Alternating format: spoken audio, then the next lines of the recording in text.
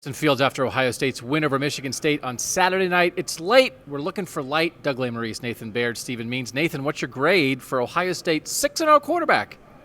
Man, it's just so hard because it's like you're a Spanish teacher, and on the first day, the kid can't speak a word of Spanish. Sounds like he's never even heard of the concept of Spanish, and then he's speaking fluently a week later.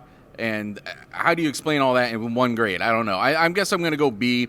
He looked really rough early, looked rattled for the first time, looked like he didn't really know what he was doing there on that first possession, which I don't blame him. It's Michigan State's really tough defense. Does throw his first interception on what I thought was not an especially good decision, although Ryan Day took the blame for that later. But then also made some great plays with both his feet and his arm tonight. So kind of the full gamut, kind of what I think we expected to see maybe from him early this year, and tonight he put it all together. Mucho. Stephen, what's your grade?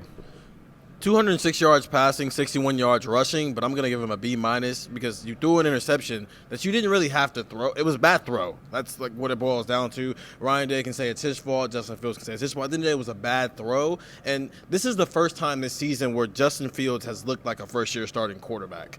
And so, yeah, you can't give that an A. You can't really give it a B. You got to give it a B- because when you looked at what he's done in the first 5 games in comparison to what he did today, you have to grade him on a little bit of a curve now.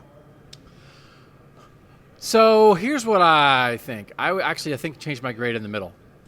His presence on the field changes everything. On J.K. Dobbins' 60-whatever-yard touchdown run, you could see in that zone read the safety took a step the other way because of the threat of Justin Fields keeping the ball, and then he was late to J.K. Dobbins, and J.K. Dobbins was gone. On Ben Victor's 60-yard touchdown catch and run, 2 defenders sucked up on Justin Fields on the threat of his run, and he threw to a wide-open Ben Victor, and they designed the play that way because of the threat of Justin Fields' run. Ryan Day is trying to limit his carries, but they had to run him a little bit more tonight. And if it had gotten really hairy, they would have run him even more tonight. So it's interesting because you've been writing Heisman stuff. We've been having Heisman conversations. This wasn't like a super Heisman night. His stats are not Heisman-y. His presence affects every single thing that this offense and that defense does. And you saw it again tonight, even when it got a little hinky.